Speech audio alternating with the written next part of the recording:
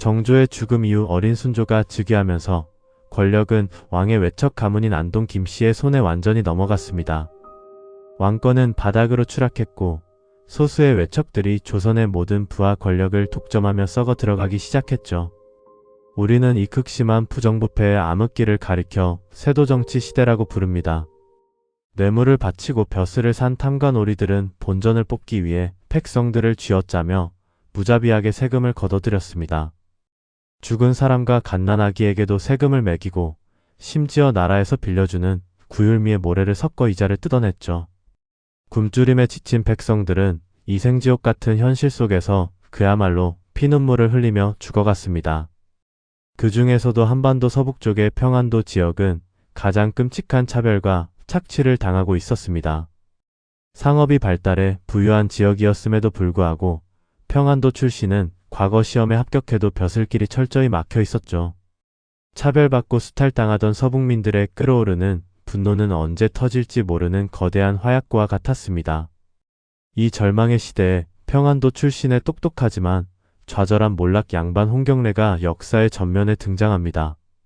그는 지역 차별로 과거에 계속 낙방하자 말이나 글로는 이 썩어 빠진 나라를 고칠 수 없음을 뼈저리게 깨달았죠. 결국 붓을 꺾고 칼을 빼든 그는 세도 정치를 뒤집어 엎을 거대한 무장 반란을 치밀하게 계획하기 시작했습니다. 홍경래는 풍수지리가로 위장하여 전국을 떠돌며 뜻을 함께할 동지들과 자금을 댈 부자들을 비밀리에 포섭했습니다. 금광을 캔다는 핑계로 깊은 산속에 분노한 농민들과 도망친 노비들, 그리고 무사들을 한가득 모아들였죠. 탐관오리들의 눈을 완벽하게 속인 채 무려 10년 동안 무서운 비밀 반란군을 조직하고 군사훈련을 시킨 것입니다. 마침내 1811년 추운 겨울, 홍경래는 썩어 빠진 조정을 심판하겠다며 거대한 반란의 깃발을 높이 들어 올렸습니다. 죽음의 문턱까지 내몰렸던 핍박받는 농민들은 농기구를 집어 던지고 거대한 해일처럼 반란군에 합류했죠. 세도 정치의 억압에 짓눌려 있던 백성들의 분노가 마침내 조선 땅을 뒤흔드는 무서운 폭풍으로 돌변했습니다. 무서운 훈련과 분노로 무장한 홍경래의 군대는 믿을 수 없는 속도로 평안도 북부 지역을 거침없이 점령해 나갔습니다. 봉기한 지 불과 몇 달 만에 청천강 이북의 8개 고을이 아무런 저항도 하지 못한 채 반란군의 손에 떨어졌죠. 백성들을 무자비하게 괴롭히던 부패한 수령들은 반란군의 기세에 혼비백산하여 도망치기에 바빴습니다. 평안도가 순식간에 점령당했다는 충격적인 비보는 한양 궁궐의 심장부로 날아들어 조정을 발칵 뒤집어 놓았습니다. 순조와 안동 김씨 세력은 자칫하면 조선 전체가 반란군의 손에 넘어갈 수 있다는 엄청난 공포에 사로잡혔죠. 혼비백산한 조정은 부랴부랴 막대한 규모의 토벌군을 긁어모아 홍경래를 진압하기 위해 급파했습니다. 압도적인 무기와 숫자를 앞세운 관군은 결국 송림 전투에서 홍경래군의 무서운 진격을 멈춰 세우는 데 성공했습니다. 수세에 몰린 홍경래와 남은 반란군은 최후의 방어선인 견고한 정주성으로 후퇴하여 문을 굳게 걸어 잠갔죠. 이제 압도적인 관군과 벼랑 끝에 몰린 반란군 사이에 피 튀기는 최후의 농성전이 잔혹하게 막을 올렸습니다. 한겨울의 모진 추위 속에서 시작된 정주성 포위전은 수개월 동안 끔찍한 소모전으로 이어졌습니다. 고립된 성 안에서는 식량이 완전히 바닥나 반란군들은 가죽신을 끓여먹고 말까지 잡아먹으며 연명해야만 했죠. 하지만 그들은 극도의 굶주림과 절망 속에서도 자신들을 짐승처럼 취급한 부패한 조정에 결코 항복하지 않았습니다.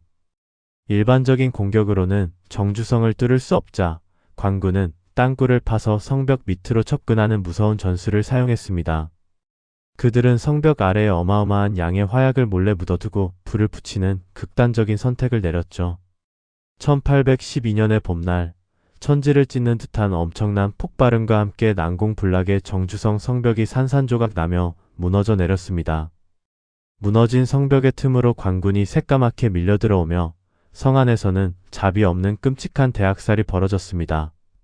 홍경래는 맨 앞에서 끝까지 장렬하게 저항했지만 결국 관군의 총탄을 맞고 허무하면서도 비극적인 최후를 맞이했죠. 남은 반란군들도 마지막 한 명까지 맹렬하게 싸우다 피를 흘리며 정주성의 하얀 눈을 붉게 물들였습니다. 반란을 진압한 광군은 포로로 잡힌 수천 명의 백성들의 목을 베어 길거리에 매달며 끔찍한 공포 정치를 펼쳤습니다. 하지만 홍경래가 백성들의 가슴 속에 쏘아 올린 처절한 저항의 불꽃은 결코 칼로 베어낼 수 없었죠. 죽은 홍경래가 사실은 살아서 다시 돌아올 것이라는 전설이 퍼질 만큼 그는 민중들의 영원한 영웅으로 남게 됩니다. 홍경래의 나는 썩어빠진 세도 정치와 착취에 맞서 살기 위해 발버둥 친 백성들의 가장 처절한 비명이었습니다. 나라가 백성을 버리고 수탈만 일삼을 때 지렁이도 밟으면 꿈틀하듯 거대한 피해의 대가를 치른다는 것을 증명했죠. 지배층은 무력으로 반란을 짓밟는 데는 성공했지만 백성들의 피눈물 나는 경고를 끝내 무시하고 맙니다.